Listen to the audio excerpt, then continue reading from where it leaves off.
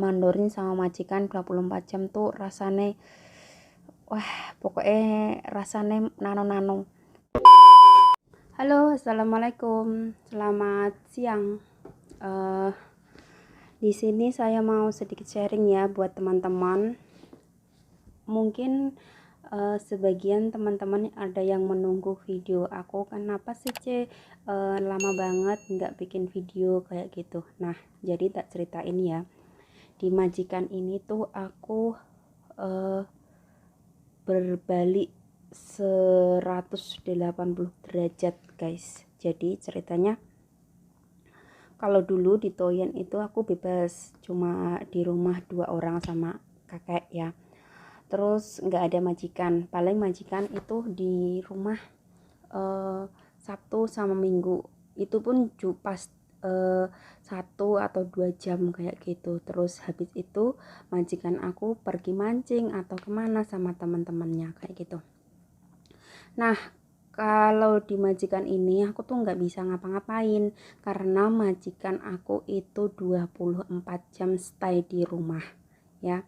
Sebenarnya sih bisa buat video, tapi setiap aku mau tag itu dia kayak lewat terus kayak gitu loh. Apa ke kamar mandi lah atau ngambil apalah, terus buka pintu lah, terus pokoknya nggak bebas kayak gitu. Terus aku mau bikin video juga nggak nyaman, mau ngomong keras juga nggak bisa ya. Pokoknya intinya di majikan ini tuh nggak sebebas yang majikan dulu kayak gitu. Apalagi apa-apa nggak boleh di syuting, apa-apa nggak boleh di video kayak gitu ya. Ya jadinya pertama-tama sih aku nggak kerasan. Untung ada salah satu teman aku yang mensupport aku lah ya. Pokoknya intinya kamu harus semangat, kamu nanti lama-lama juga biasa kok kayak gitu. Terus aku ngadu sama agent juga nggak merespon. Terus aku mikirku aku nggak bakal lama kok di sini, paling 1 atau 2 tahunan. Terus nanti mau putus kontrak, mau pulang ke Indonesia. Dan dari situ aku berpikir ya udahlah, tak coba, siapa tahu betah, siapa tahu kerasan kalau orang Jawa bilang ya. Dan ditambah lagi yang aku jaga itu nggak banyak omong. Setiap aku ajak ngomong itu pasti banyak diemnya guys. Wes pokoknya sabar guys ya, harus sabar. Ini sudah resiko kita ikut orang, apalagi yang bekerja di rumah ya. Pokoknya sabarlah. Ibaratnya setiap pekerjaan itu pasti ada plus minusnya.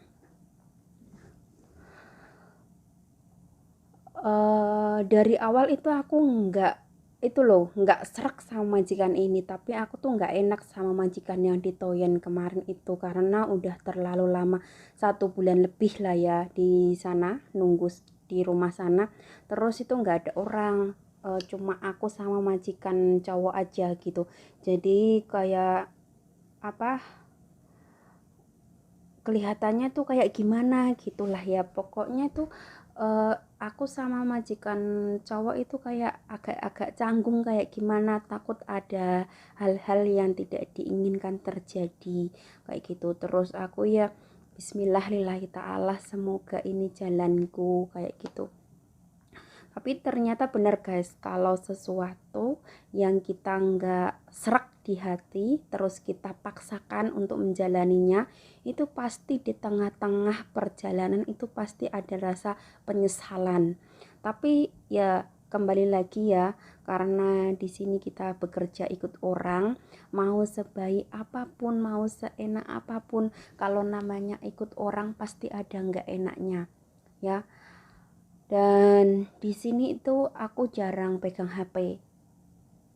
Bahkan suami aku tuh mau nelpon aku tuh kesusahan karena aku jarang pegang HP guys. Terus malamnya juga aku jam 10 jam 10 ke atas baru istirahat. Terus aku setiap telepon sama anakku itu anakku udah tidur karena udah malam kan, jam 10 di sini itu di Indo jam 9 pagi ya.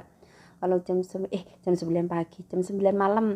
Kalau jam 9 malam umur 5 tahunan kan pasti udah tidur.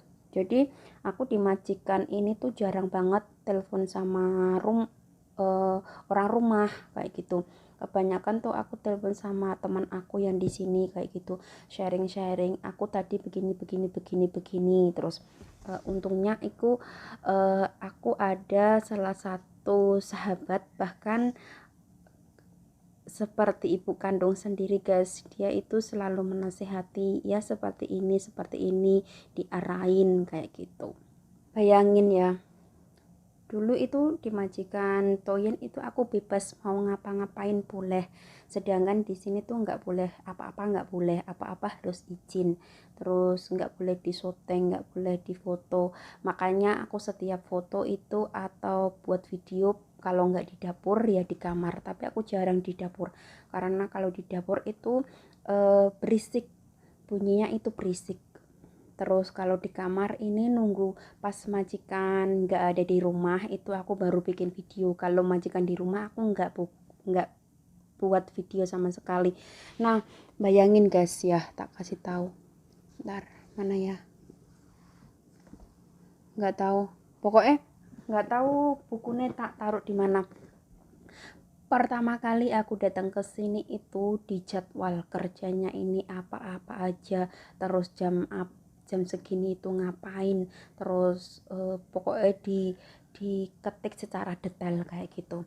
Terus aku di situ merasa koyok apa ya, kayak nggak kerasan kayak gitu. Masa kerja itu diatur-atur, terus aku protes sama agent, kenapa aku kerja diatur-atur. Aku itu loh nggak 1 tahun di Taiwan, aku udah bertahun-tahun, udah paham lah kerjanya nih di Taiwan itu seperti apa kayak gitu.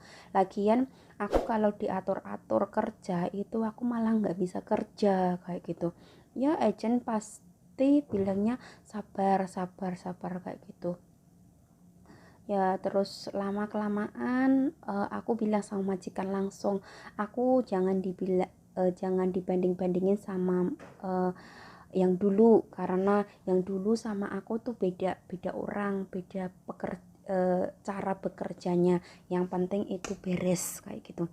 Terus majikan bilang iya oke lah nggak apa-apa, oke oke oke kayak gitu. Terus lama kelamaan aku ambil hatinya, terus majikan itu nurut, terus setiap aku mau bilang gini gini gini terus majikan ngikut kayak gitu. Pokoknya intinya kalau kita bekerja sama majikan baru itu satu harus adaptasi dulu, dua itu harus pintar-pintar ngambil hatinya ya. Pokoknya kalau udah bisa ngambil hati majikan, kamu mau ngapain aja itu majikan oke-oke saja guys. Terus untungnya aku di majikan ini tuh baiknya aku bisa libur 24 jam. Dan di gaji bulan pertama itu aku otomatis ditambah 1.000 guys ya. Terus gajian yang kedua kemarin itu aku dapat tambahan 2.000. Videonya udah ada di YouTube aku, kalian kalau mau nyimak. Terus apa ya lagi ya, pokoknya intinya ya sabar guys, sabar. Semua itu butuh proses dan pokoknya sabar. Kalau mau sukses ya harus sabar. Ada prosesnya lah, ada tahap-tahapnya. Terus aku kalau mau nelpon itu harus nggak boleh keras-keras katanya. Terus aku pertama kali datang ya tak iya-iyain aja. Terus lama kelamaan bodo amat, orang aku lo jarang pegang HP ya, mau ini nggak mau ya ini ya terserah kayak gitu. Tapi kelamaan majikan tuh sudah terbiasa guys ya. Pokoknya rasanya dimandorin sama majikan 24 jam tuh rasanya pokoknya rasanya nano-nano. Buat teman-teman yang ada di Taiwan atau di Hong Kong atau di mana aja ya, yang majikannya 24 jam di rumah, silahkan komen di bawah. Untuk Hong Kong mungkin agak sedikit ya, karena di Hong Kong kan nggak lockdown. Kalau di Taiwan ini sekarang lockdown, jadi kebanyakan tuh majikan itu kerjanya di rumah. Dan majikan aku ini dia tuh nggak kerja guys, dia udah pensiun. Dulu kerjanya di bank dan sekarang udah pensiun, udah fokus menjaga ini ayahnya ya. Oke guys, sekian dulu cerita aku. Pokoknya aku di video ini mengeluarkan unek-unek aku selama di majikan baru ini, karena 24 jam majikan stay di rumah dan kurang bebas. Dan kalau ada yang tanya kenapa nggak pindah majikan, aku males adaptasi lagi ya. Pokoknya terima kasih yang udah menonton dan sampai jumpa di video aku berikutnya. Wassalamualaikum warahmatullahi wabarakatuh. Bye bye.